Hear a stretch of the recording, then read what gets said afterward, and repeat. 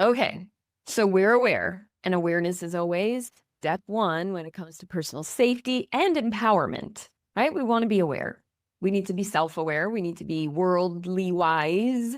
We need to be aware of energy and other people and places and things in our life. And one of that is knowing what's going on in the world. Okay, we got it. That's going on, plus a whole lot more. But here's where I want to shift from fear to empowerment, from feeling worry to feeling calm, confident, relaxed, and ready, just like the sensei. So we need to train our awareness. And that means trying on different ways of walking through the world. So, kind of step one, if you will, I have a few steps here of how we're going to do this. Step one is more of just a make believe, kind of use your imagination for a day and try to walk through this world as if you were a man for the day. Think about what would you think like a man for a day? What are the things you'd be thinking about? What are things that you wouldn't think about? And here's where it gets interesting. Again, there's tons of online threads on this, but then also I used to ask my audiences if I had mixed gender audiences and I was teaching a safety class. Even I do it, even I do it with realtors. I'll ask, who here ever wonders or takes action to prepare for their safety before they walk out of their house, before they go for a run, a hike, or to go to an open house or meet a new client? And only women would raise their hands. And then there'd be like this moment where the men in the room would just be like, oh my God, women do all these things just to keep themselves safe, and we don't even think about it. No, we're not grabbing our keys in our hands in a certain way. No, we're not sharing our location out of safety. No, we're not taking a different route just so we think people won't trace the way we always walk the same way. It's just like insane when you start to think about how many things women have to do or do in order to keep ourselves safe. And for men, it's not even a thought.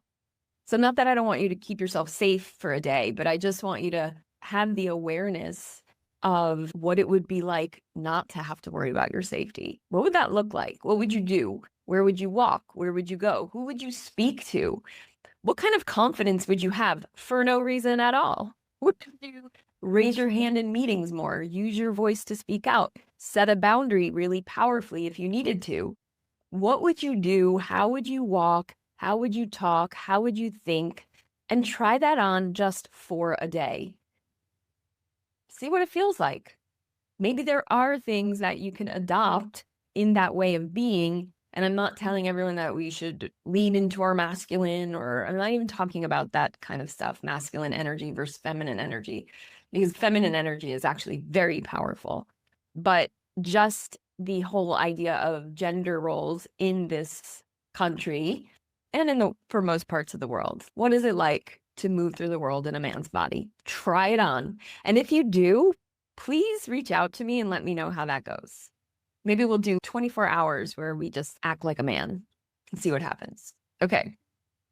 The second thing that I want you to think about, try on, start using in your life is what I call the Sensei Scan. And this is one of those tools I alluded to that is in my new upcoming book, with the whole goal of feeling calm and confident, relaxed and ready as you walk through the world. What would that look like? Oh, so much less worry, so much less anxiety, feeling calm. I just love it. So what is the Sensei Scan? The Sensei Scan is essentially a tool that you can use to tune into your surroundings. Yes, and I know you're probably sitting there going, oh yeah, I do that all the time.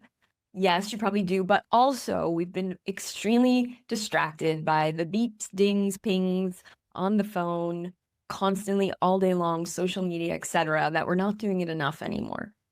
And I talk about the Sensei Scan in many different ways, but essentially in ways where we, one, can avoid danger, but two, also start to tune into opportunities, green flags.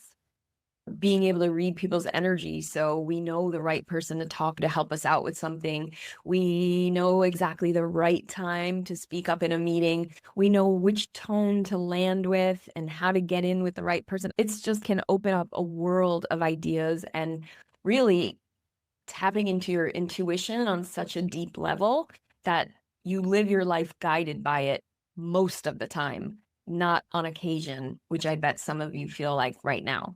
Yeah, I get intuitive thoughts, I get nudges, but how often does that happen? What I'm trying to tell you is if you're starting to use the Sensei Scan, that can happen a lot more, right? And it's like you're just living life and hitting green light one after another.